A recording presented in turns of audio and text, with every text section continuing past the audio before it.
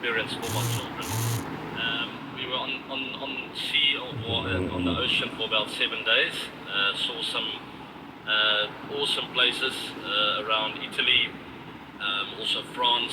Started off in Rome, and we eventually got off in Spain, close to Barcelona. We found ourselves in a small town now. We actually played a bit of golf there yesterday. I played with the two youngsters, my two boys, and only 9 holes, as it is exceptionally hot. You can see I'm building up a bit of a sweat already here, and it's only 9 o'clock in the morning. Really cool story. We met one of the Barca players yesterday, called a guy called Rafinha. He was practicing his chipping and short game skills just behind me. He had two bodyguards with him. I've seen all about that around the IPL, and with some famous celebrities and sports stars, they come with their security guards. But he was kind enough to allow us to take a picture with him. My boys are unbelievably excited. He's from Brazil. I did a bit of Google search on him. I saw him playing in the World Cup, so I knew about him, but I just wanted to find out a bit more about his history. He was very friendly and kind. He did look a bit nervous with his lob wedge in the hands, so hopefully he got his practice done and he will become a really good golfer, I'm sure, if he's not already. If you don't know who Rafinha is, a wonderful footballer, scores some phenomenal goals, plays here at Barcelona, and talking about that, their season is starting soon, so I wish I could watch a bit of that, but unfortunately we are heading home at the end of the week, so none of that for me. We talked today about World Cup venues as well. 2027, as you know, it will be hosted in the southern part of Africa, South Africa, Zimbabwe, and also Namibia will be hosting. We cover a bit of that. Also India playing Sri Lanka in the test scene. We cover a bit of the WTC, as there are lots of test cricket that will be happening soon. England also with a new era of Root and Fleming. That is exciting for me. I think that's a wonderful combination.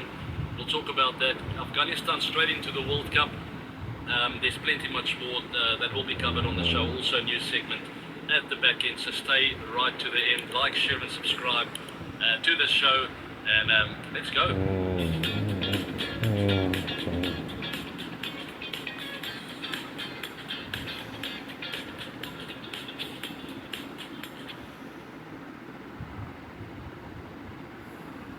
Let's go.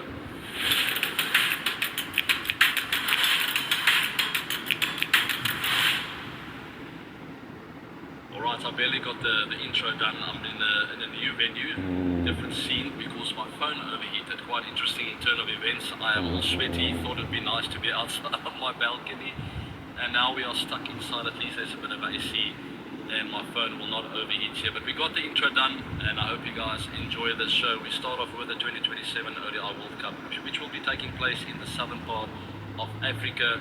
As you guys know, South Africa, Namibia, and also Zimbabwe will be hosting the 2027 ODI World Cup. First time since 2003, and I clearly remember 2003 like it was yesterday. It was also the time when I met Adam Gilchrist, who had a huge impact on me when I met him at a university ground with a clinic that he was hosting, and he gave me some tips around my wicket keeping, not knowing at that time that I would be playing against him and also represent South Africa for many years to come.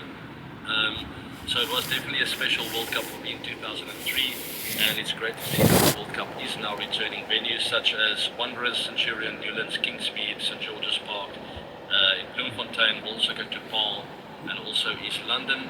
That is all in South Africa. Lots of venues for South Africa. Great spirit and atmosphere over there in SA, as the people of South Africa love a World Cup. They love their sport, and they will definitely be coming through to support the World Cup and obviously their home team, which in the past hasn't done so well. Well, not in the past, the one time in 2003, not a very memorable World Cup for South Africa.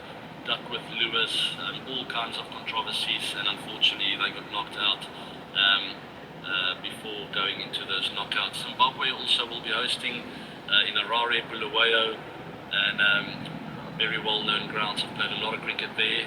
Love going to Zim. They also love their sport. There will be a vibe, especially over there in Harare, as it can get really loud. The locals love a bit of cricket there. And then Namibia Cricket Ground in Windhoek. I've never played there, but I've been to the ground. It's a beautiful little ground.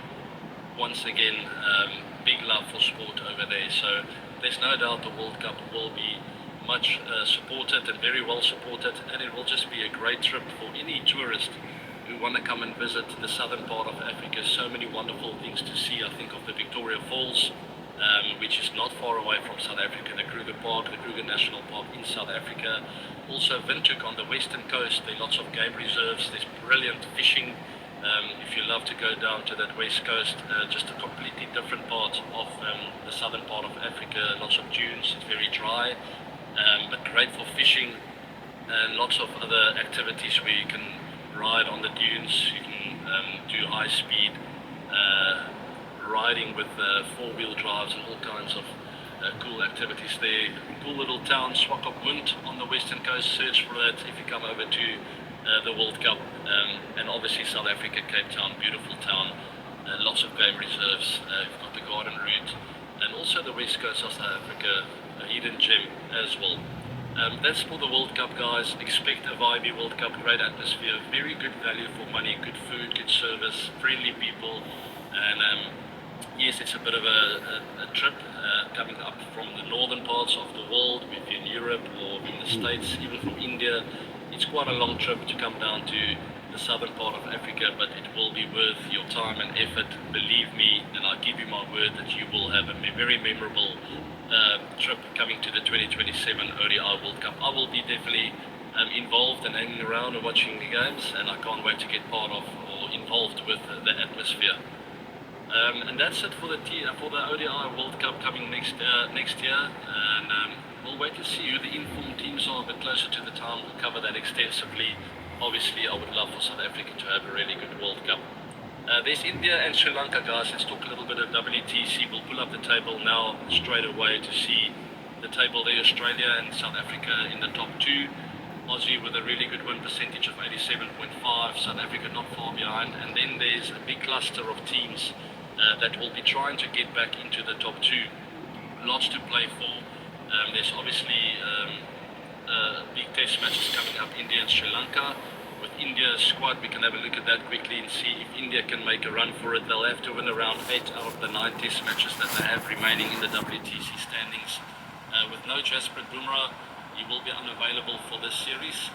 We're looking at the squad, it's a relatively strong squad. One question mark around that number 3 batting spot, with either Safras Khan or Devdutt Padikkal having to put up their hand for that spot. I'm leaning towards Padikkal, left-hander, really solid technique, and he sort of just comes across as a guy who can bat for long periods of time. Safras is more the exciting kind of candidate. You can take the game away from the opposition.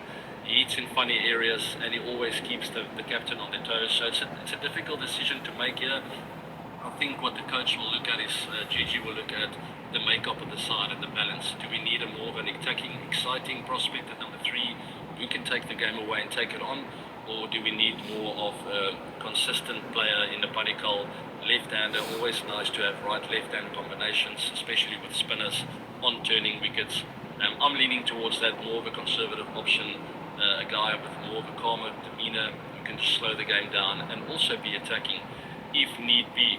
Sri Lanka's squad, by the way, is not been announced yet, but both teams need a lot of wins to keep the WTC hopes alive. So that will be the name of the game for Sri Lanka as well. They will need around 5. So well, it's number 5 and 6 on the table, but they'll need a few more wins to claim a stake up in the top part of the rankings, as South Africa and Australia are leading the way, New Zealand, Bangladesh, and then only India and Sri Lanka 5 and 6. So lots of work to be done there for them. Also, Australia are taking on Bangladesh at home, 2 test matches in which they could shuffle the top 4 as well. And also Pakistan tour of England this month, 3 test matches, both in the 20 points percentages, struggling in the table as well. Talking about that, let's talk a little bit about Joe Root and Stephen Fleming, the captain-coach combo for England in a transitional phase.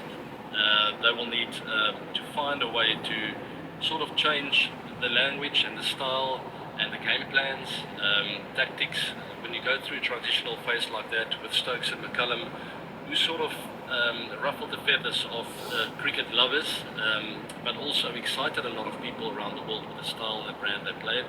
Now comes Joe Root, Stephen Fleming, completely different combination, and I think for them it'll be really important to find a way to get that message across to the players as soon as possible of what kind of style and brand they want to play. Joe Root, captain before, obviously, for 4 to 5 years, and I think in about 64 test matches.